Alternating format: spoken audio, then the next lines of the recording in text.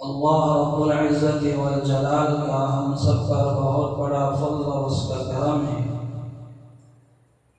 کہ اللہ تبارک و تعالی نے ہم تمام کو زندگی عطا فرمائی ہے، اور اس زندگی کو گزارنے کے لیے، اس زندگی کو کامیاب بنانے کے لیے اللہ تعالی نے اسلام کی شکل میں پاک اور صاف مذہب عطا فرمایا ہے، جس مسلمان کی زندگی میں مذہب اسلام کی تعلیمات اور اس کی پیروی ہوتی ہے، وہ مسلمان بلکہ انسانیت دنیا میں بھی کامیاب ہے اور آخرت میں بھی کامیاب ہے۔ اور جس کی زندگی میں اسلامی تعلیمات اور اس کے مطابق زندگی نہیں ہوتی، وہ انسان اور مسلمان ایمان والا دنیا میں بھی ناکام ہے اور آخرت میں بھی ناکام ہے۔ گزشتہ جمعہ حضرات کے سامنے نکاح کے متعلق بات عرض کی گئی اور نکاح کے مراتب اور درجے بتائے گئے کہ کس آدمی پر کس وقت نکاح فرض ہے، واجب ہے، سنت ہے اور منع ہے۔ آج کی اس مبارک مجلس میں آپ حضرات کے سامنے خطبہ مسنونہ کے بعد قرآن مقدس کی دو آیتیں تلاوت کی گئی ہیں۔ ان آیات کی روشنی میں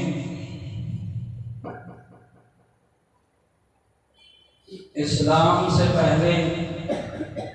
صنف نازک عورت کا کیا مقام تھا، اور اسلام آنے کے بعد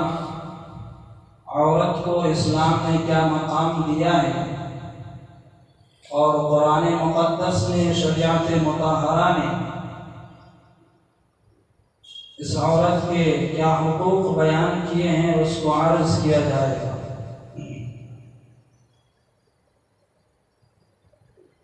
چنانچہ ارشاد ربانی ہے،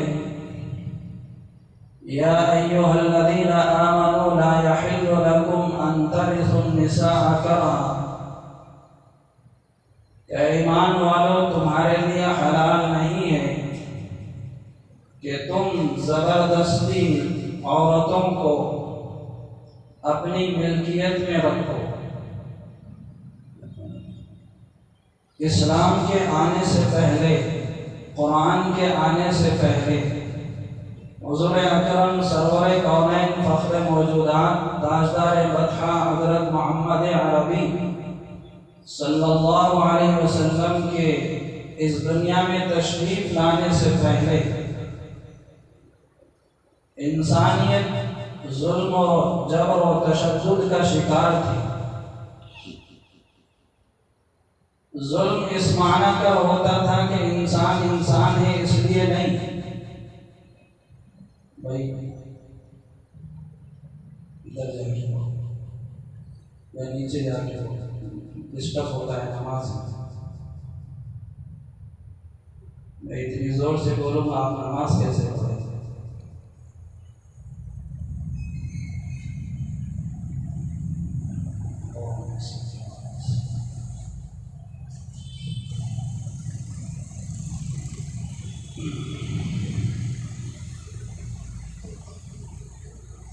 آقا حضور اکرم صلی اللہ علیہ وسلم کے اس دنیا میں تشریف لانے سے پہلے انسان انسان پر ظلم اس لیے نہیں کرتا تھا کہ وہ انسان ہے، بلکہ اس کی ملکیت اور قبضے میں جو جائیداد ہے اور جو مال ہے اس کو حاصل کرنے کے لیے، اور جو عہدے پر وہ فائز ہے اس عہدے پر وہ باقی نہ رہے، اس وجہ سے ظلم ہوا کرتا تھا۔ گویا کہ انسانیت مر چکی تھی، نہ مردوں میں حقوق کا پاس و لحاظ تھا،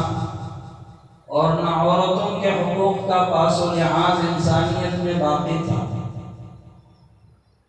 شادی بیاہ نکاح حضرت آدم علیہ السلام سے چلا ہے، حضور اکرم صلی اللہ علیہ وسلم کے زمانے تک چلا ہے، حضور اکرم صلی اللہ علیہ وسلم کے زمانے کے بعد آج تک باقی ہے اور قیامت تک یہ طریقہ باقی رہے گا۔ لیکن شادی بیاہ نکاح کامیاب کون سا ہے، اور شادی کرنے کے بعد نکاح کرنے کے بعد کامیاب جوڑا کون سا ہے، وہ قرآن اور حدیث اور شریعت مطہرہ کو دیکھنے سے سمجھ میں آتا ہے۔ ہوتا یہ تھا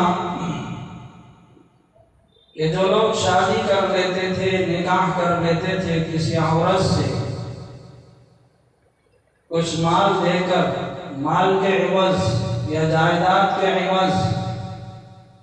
لوگ نکاح کرتے تھے، تو جب یہ معاہدہ ہو گیا، نکاح ہو گیا، جو مقدار مال کی طے کر دی گئی، اب وہ اس عورت کا حق ہے، اس کو دینا چاہیے۔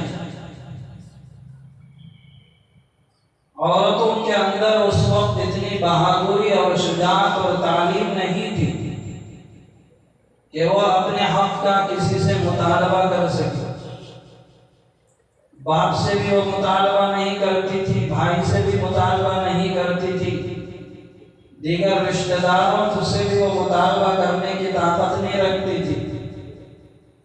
اب جس کے نکاح میں آ گئی اس کے سامنے زبان کیسے وہ بول سکتی؟ تو 4 طریقے کے ظلم کی شکار عورت تھی۔ مالی اعتبار سے جو اس کا حق تھا اس کو لینے، پہلا ظلم یہ ہوتا تھا کہ شادی کرنے کے بعد لوگ صرف مال کو ہی اپنی ملکیت نہیں سمجھتے تھے اس عورت کے، بلکہ عورت بھی کو اپنا ملکیت سمجھ لیتے تھے۔ جیسے آدمی کا مال ہوتا ہے، آدمی اس مال کا مالک ہے، وہ جس طریقے سے چاہے جہاں چاہے اس کو خرچ کر سکتا ہے،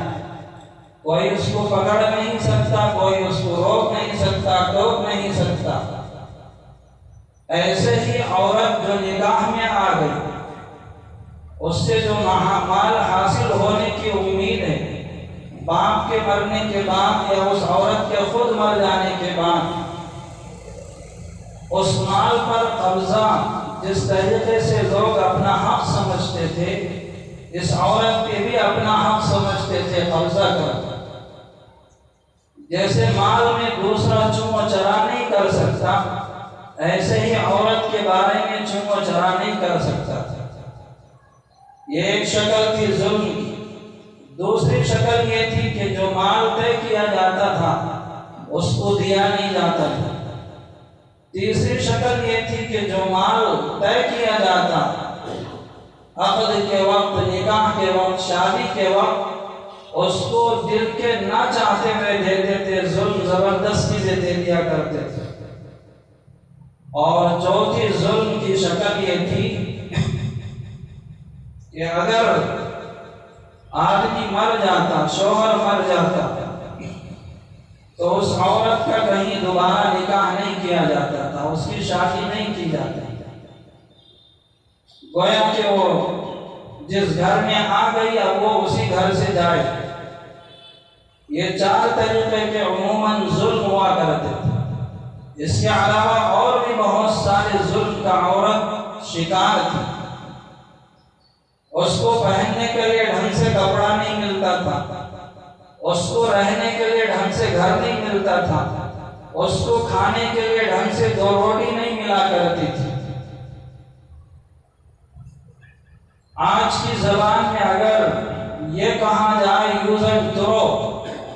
آدمی کوئی چیز استعمال کرتا ہے اور اس کو پھینک دیتا ہے، ایسی عورت کی حالت تھی۔ اسلام آیا، قرآن آیا، حدیث آئی، اللہ کے نبی حضرت محمد رسول اللہ صلی اللہ علیہ وسلم اس دنیا میں نبی رحمت بن کر آئے، انسانیت ہی کے لیے نہیں بلکہ عالم کے ذرے ذرے کے لیے اللہ کے نبی حضرت محمد الرسول اللہ صلی اللہ علیہ وسلم کی بعثت رحمت بن کر ہے۔ قرآن مقدس میں اس ظلم کی جڑ کو اکھاڑنے کے لیے اللہ تبارک و تعالیٰ نے آیت نازل فرمائی